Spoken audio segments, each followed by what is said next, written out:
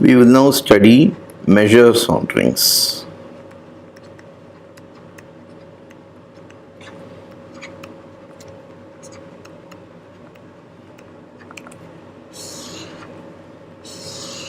Recall X is a non-empty set and you have R is a collection of subsets which is closed. So this is a ring, which means EF belong to R implies E union F and E minus F belong to R. Then we also saw what is a sigma ring, what's an algebra and such things. So now we want to define a measure on a ring. So let X is a set and R is a ring of subsets. So definition: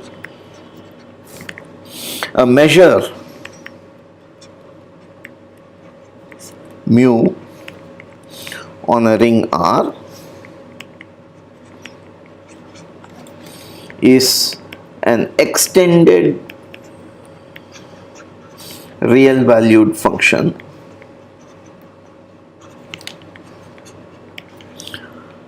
defined on R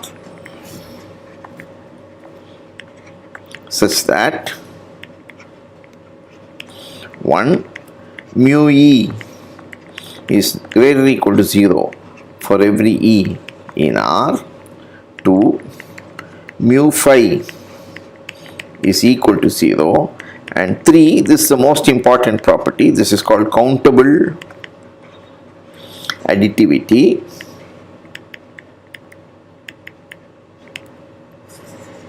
So EI, I equals 1 to infinity, is a countable collection of sets in R which are mutually disjoint.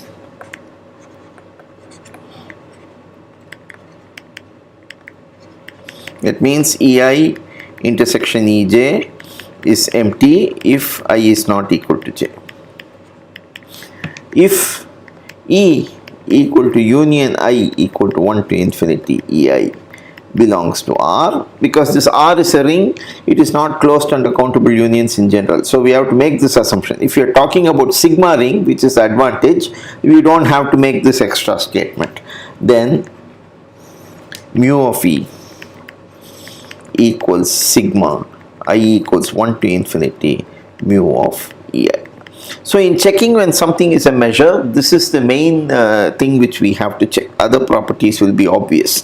And this is the main advantage of Lebesgue's theory. Okay, so before Lebesgue, people did try to do things like this, and they always stuck with finite additivity. That means if you have a finite collection of disjoint sets, then the measure of the union is the sum of the measures. That is obvious because we have areas or lengths. If you have disjoint sets and you put their union, then you can define the length or area to be the sum of the individual values. Okay. But Lebesgue found that putting this condition of countable additivity, which was not obvious intuitively, helped to make a very rich theory of integration and measure, and that is the advantage of these things. So we have, as usual, several remarks based on this definition. First of all, it is possible that there exists E in R such that mu of E is infinite, because it's an extended real valued function. So there can be sets whose measure are infinite. Secondly, 2, if there exists an E in R such that mu E is finite, in fact that is will always be the case, otherwise it's not an interesting measure, then 2 follows from 3.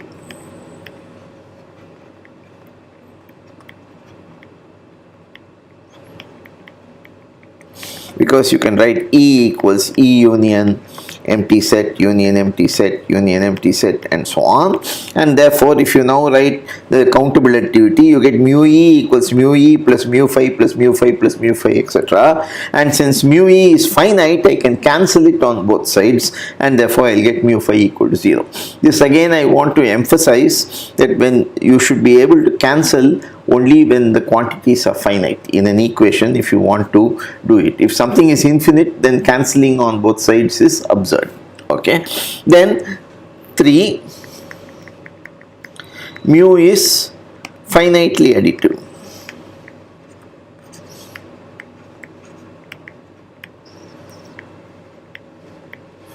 So if ei I equal to 1 to n mutually disjoint, then you can write E equals, the union is obviously in the ring because it's a finite union. So E1 union etc. En union phi etc. And therefore you get that.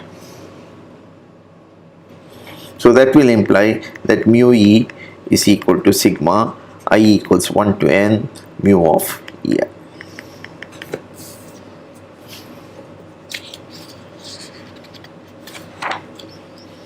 So now, okay, so now it's time to give some examples. So example 1. So X, any non-empty set, okay, and R is the power set of X, all subsets. So you then define mu of E as the following fact. This will be 0 if E is empty. Number of elements in E if E is non-empty and finite, and plus infinity otherwise. So if you have infinite number of elements in E, then you put mu E equals infinity. So we have to check. So the first property, it's non-negative and it is 0 for the empty set. So we only have to check countable additivity. So Ei I equals 1 to infinity, mutually disjoint. Of course, in this case we are in the power set, so E is equal to union Ei.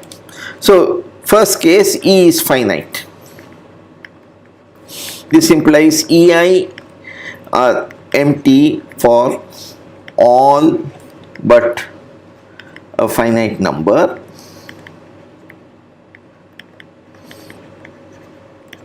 and those non-empty sets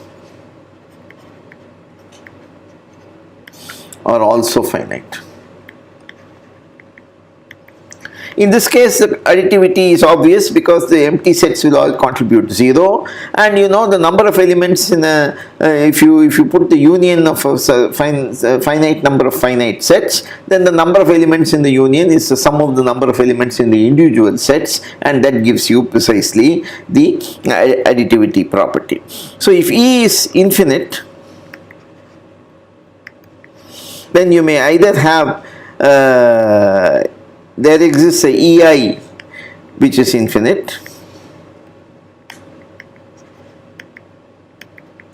or there exists infinitely many non-empty finite Ei. In either case, if you take the sum on one side and the other, both sides will be infinity, and therefore the countable additivity is established. Okay, so second example, so this is called the counting measure.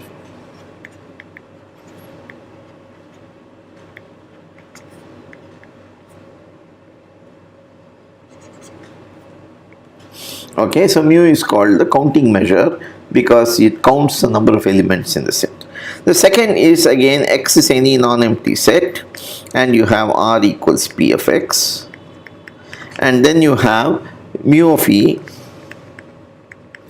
equal to, and let X naught belong to E, belong to X. Mu of E is equal to 1 if x naught belongs to E, and 0 if x naught does not belong to E. Okay, so now again this is non-negative. Mu of the empty set is obviously 0, so we have to check countability. So if EI mutually disjoint,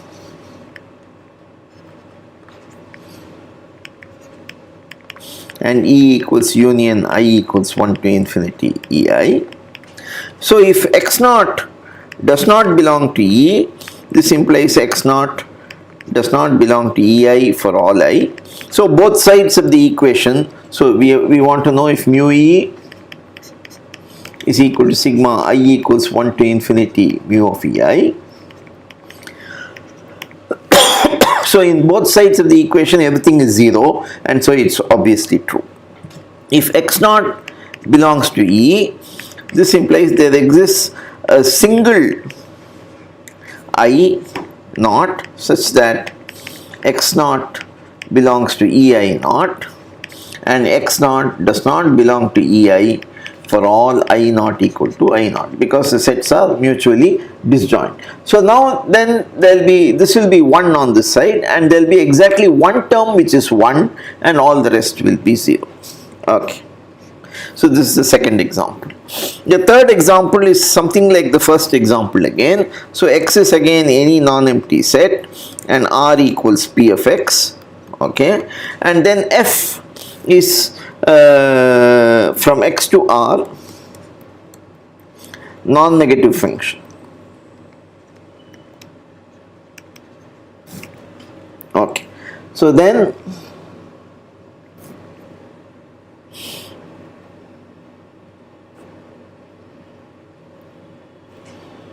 okay, so let us, no, R is not the power set, so let us not write power set here.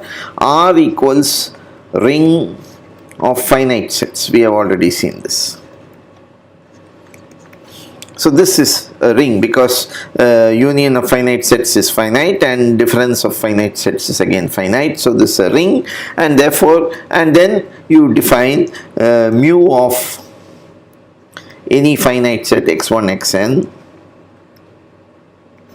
is equal to sigma I equals 1 to n f of x, and you can check. So check mu is a measure. One remark I forgot to tell you in the countability here. So when we wrote the countability equation relationship here, the order in which we write the EIs is not important, because you have a series of positive terms, and so since all the now elements are positive, you can write them in any order, the answer will always be the same. Okay, so that is, you don't have to worry about the convergence of the series. Okay, so we have these things. So the most important and interesting example is the Lebesgue measure, which we will construct in detail a little later on. So now we will just prove some properties of measures. So proposition 1. So X non-empty, R a ring on X, mu a measure on R. Then 1. Mu is monotone. That means E contained in F implies mu E is less than or equal to mu F. And 2, mu is subtractive. So if E is contained in F and mu E is finite, then mu of F minus E equals mu F minus mu. Okay, so proof is just one line. Okay, so E is contained in F, and therefore we can write F is equal to F minus E union E, and this is a disjoint union. And then by finite additivity, you have mu F is equal to mu of F minus E plus mu of E. So this is finite additivity.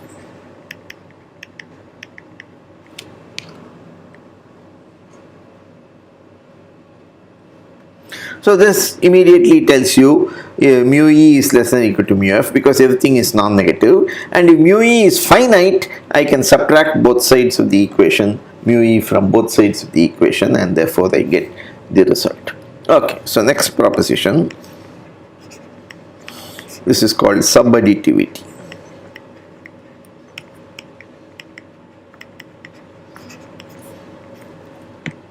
So again, X non-empty set, R a ring, mu a measure, and EI in R, EI in R, okay, and you have that, so this is a finite or infinite sequence, okay, and E in R such that you have E is contained in union EI. I won't write I equals what, I'll just write union over I, because it could be finite or infinite.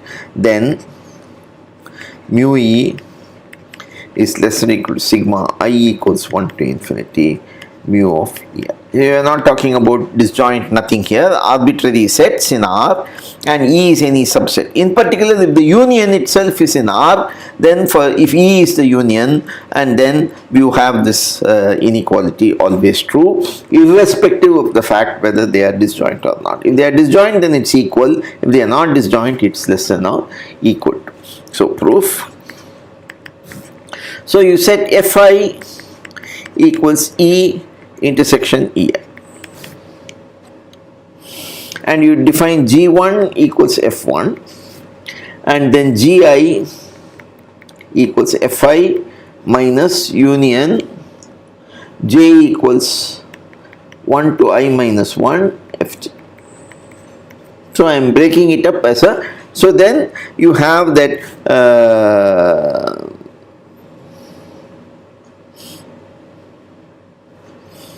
Fi is contained in EI, and then Gi is contained in Fi, okay, and Gi's are disjoint because I have taken away all the previous elements, so it's always these are disjoint. So by monotonicity and countable additivity, this implies that mu of E. Okay, so what about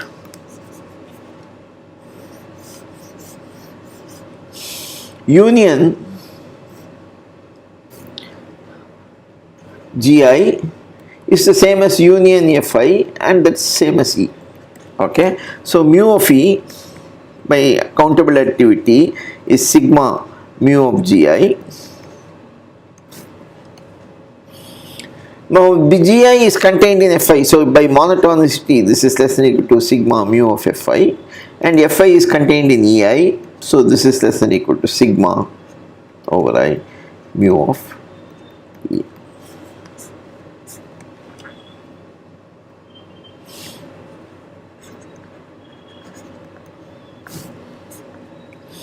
So X non-empty, R ring, mu measure on R,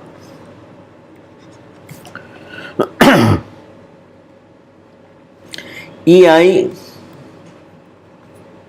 finite or infinite sequence of sets in R,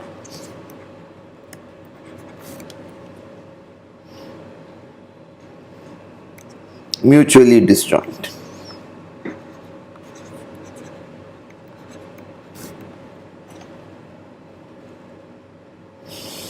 E is in R such that union I EI is contained in E.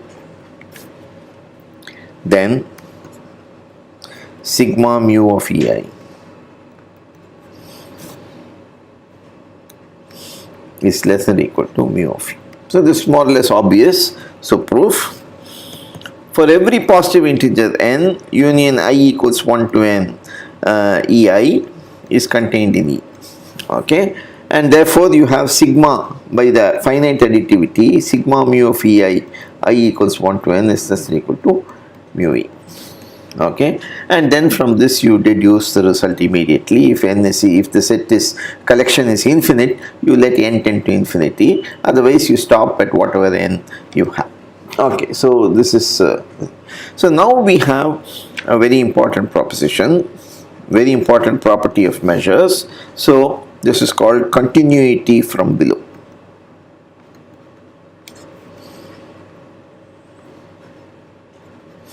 It helps us to compute things. So X non-empty, R a ring, mu measure. Okay, now EI is an increasing sequence of sets in R, and union EI I equals 1 to infinity equals E also belongs to R. Again, if you are in a sigma ring, I don't have to make this extra statement, that's obviously true, otherwise then mu of E is the limit as n tends to infinity mu of En.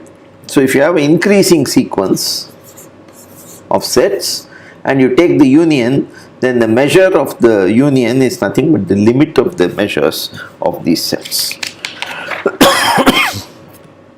So proof, we set E naught as the empty set, and then you can write mu of EI, E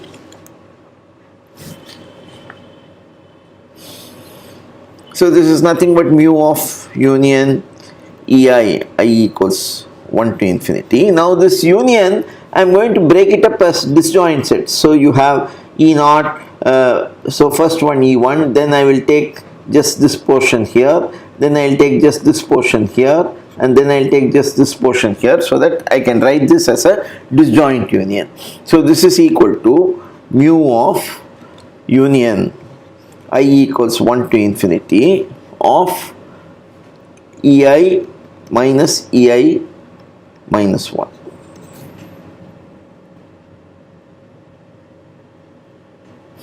And since these are all disjoint, this is equal to sigma of mu of EI minus EI minus 1. But that is equal to limit as n tends to infinity sigma I equals 1 to n mu of EI minus EI minus 1, but by finite additivity this is equal to limit as n tends to infinity sigma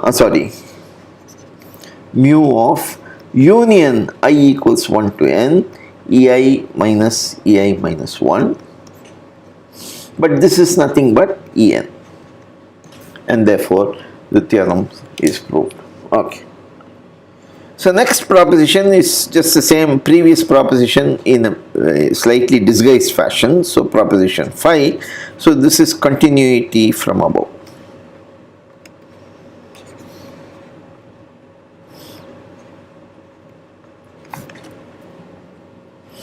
So X non-empty, R ring, mu measure on R, and then you have EI I equals 1 to infinity decreasing sets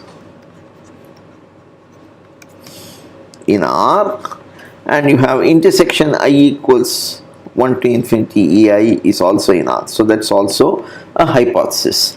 If mu of EM is finite for some m, then mu of intersection EI I equals 1 to infinity equals limit n tending to infinity mu of En. So in the case of intersections, you have to assume the fact that one of the sets at least is a finite measure, which means all the rest which are above, beyond that are also finite measure, because you have a decreasing sequence. So proof,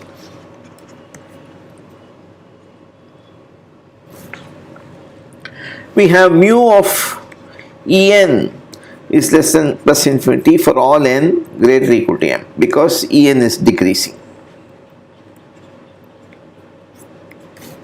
Okay, so and you have Em minus En, n bigger than or equal to m, is an increasing family, because En's are decreasing. If you take the complements, they will be increasing, and hence you have. So now you write mu of Em minus mu of intersection I equals 1 to infinity Ei is equal to mu of Em minus mu of intersection I equals m to infinity Ei, because it's a decreasing set, so we are taking intersection, whether so you can start it from m instead of from 1. Now that is equal to mu of Em minus intersection I equals m to infinity Ei by the subtractive property, because this has finite measure. So when you subtract, so this is nothing but the measure of the difference. So that's equal to, by the De Morgan law or whatever you like, so this is equal to union I equals m to infinity of Em minus Ei. But we just saw that these are all increasing sets, and therefore this is equal to limit as n tends to infinity mu of Em minus En.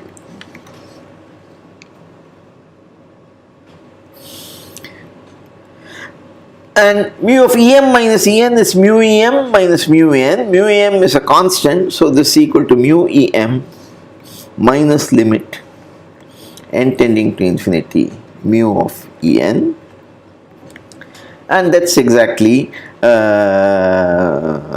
now you can, because mu m is finite, I can cancel it on both sides, and therefore I get the result which I need. Okay, now example prop 5 not true if finiteness assumption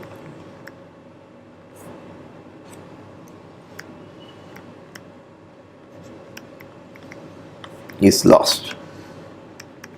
So for instance, you take natural numbers n and counting measure, and you take En to be set of all m such that m is bigger than or equal to n. So then Ems are decreasing,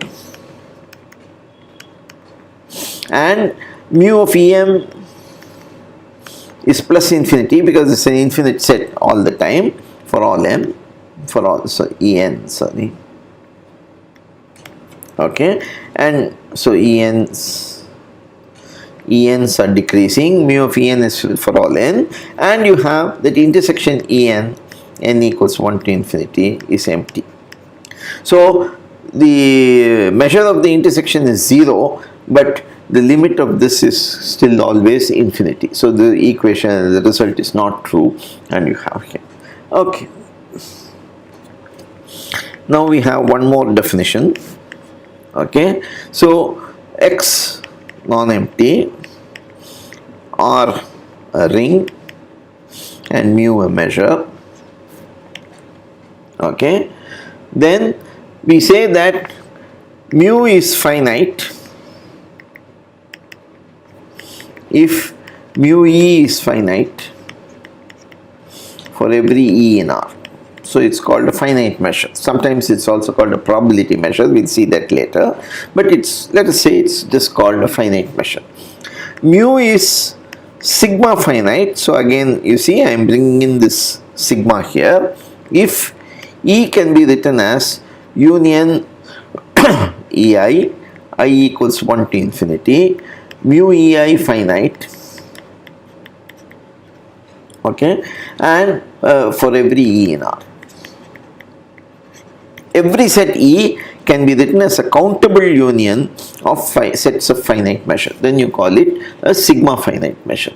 So if you take Dirac measure, I don't know if I mentioned the name.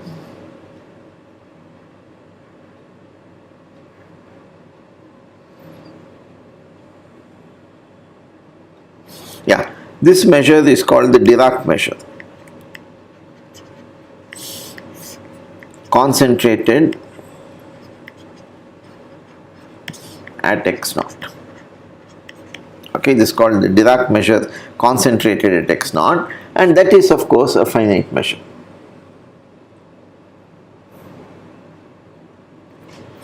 So Dirac measure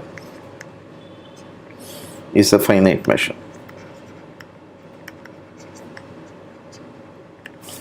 Counting measure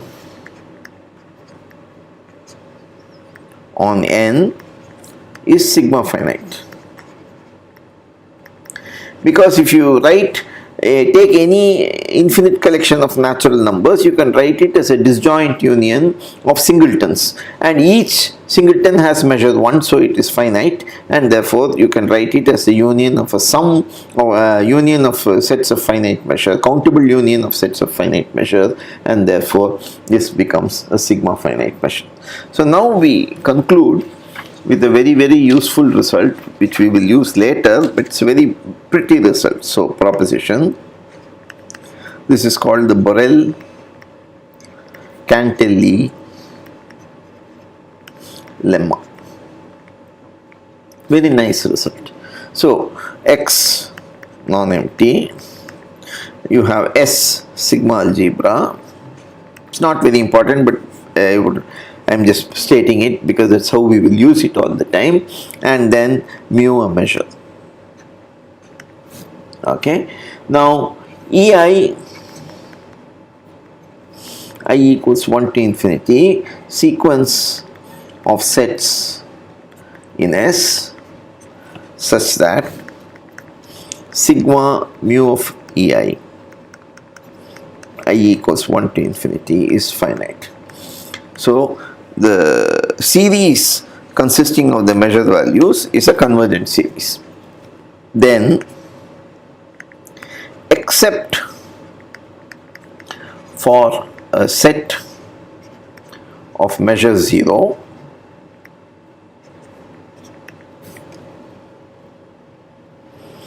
every point x in X belongs to infinitely to at most finitely many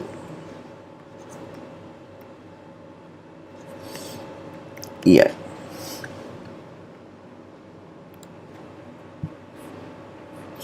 So that means what? So you take E is set of all x in X, so set x belongs to infinitely many EI. Then the lemma says that mu of E is 0. That's what we must try to prove. Okay, so this is a very beautiful result and very useful in many situations. So proof. So what is E?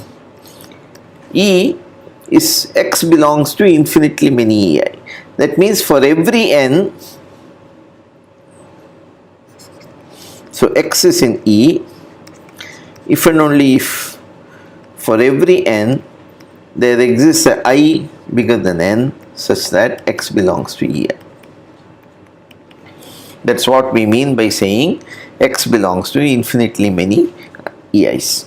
Okay, so that means E can be written as sigma, this is a very nice, n equals 1 to infinity, union I equals n to infinity EI. Okay, so once you have this, then for every positive integer n, you have mu E is less than or equal to mu of union I equals n to n infinity ei, which we know by subadditivity is less than or equal to sigma I equals n to infinity mu of ei.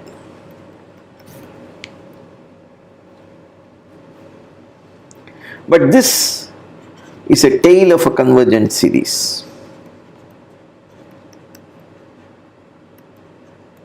Therefore, for every epsilon positive, there exists n such that sigma I equals n to infinity mu of ei is less than epsilon. So this means mu e is less than or equal to epsilon for every epsilon positive. That means mu e equal to 0. So this means mu e equal to 0. So this is the Borel-Cantelli lemma. So our next objective is to, given a measure on a ring, we would like to see if we can extend it to something. So for instance, given a ring, I can think of the smallest sigma ring containing this ring. Okay, we have already seen such things. Given any arbitrary collection of sets, what is the smallest ring containing that collection, or what is the smallest sigma ring containing that collection. So if I am given a measure on a ring, I would like to extend it to the smallest sigma ring containing it, and so on. So such extensions we would like to study, and we will do it next time.